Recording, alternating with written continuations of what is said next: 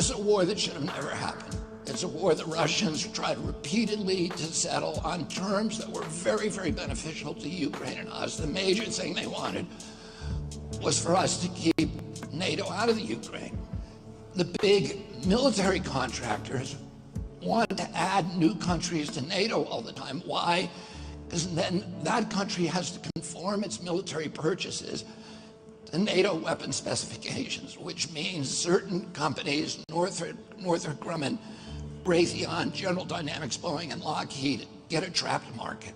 In March of 2022, we committed $113 billion. Just to give you an example, we could have built a home for almost every homeless person in this country. We then committed another $24 billion since then, 2 months ago, and now President Biden's asking for another $60 billion. But the big, big expenses are going to come after the war, when we have to rebuild all the things that we destroyed. Mitch McConnell was asked, can we really afford to spend $113 billion to Ukraine? He said, don't worry.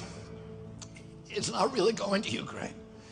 It's going to American defense manufacturers. So he just admitted it's a money laundering scheme. And who do you think owns every one of those companies? BlackRock. So Tim Scott, during the Republican debate, said, don't worry, it's not a gift to Ukraine, it's a loan. So raise your hand if you think that that loan's ever getting paid back. Yeah, of course it's not. So why do they call it a loan? Because if they call it a loan, they can impose loan conditions. And what are the loan conditions that we impose on? Number one, an extreme austerity program, so that if you're poor in Ukraine, you're going to be poor forever. Number two, most important, Ukraine has to put all of its government-owned assets up for sale to multinational corporations, including all of its agricultural land, the biggest single asset in Europe. In Ukraine, there's been 1,000 years of war fought over that land. It's the richest farmland in the world. It's the breadbasket of Europe.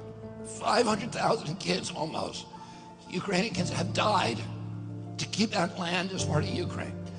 They almost certainly didn't know about this loan condition. They've already sold 30% of it. The buyers were DuPont, Cargill, and Monsanto. Who do you think owns all of those companies? Yeah, BlackRock.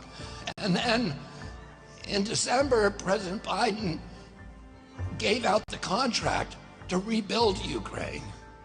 And who do you think got that contract? BlackRock. So they're doing this right in front of us. They don't even care that we know anymore, because they know that they can get away with it. And how do they know that? Because they have a strategy. And that strategy is an old strategy, which is they keep us at war with each other. They keep us hating on each other. They keep the Republicans and Democrats fighting each other, black against white, and all these divisions that they sell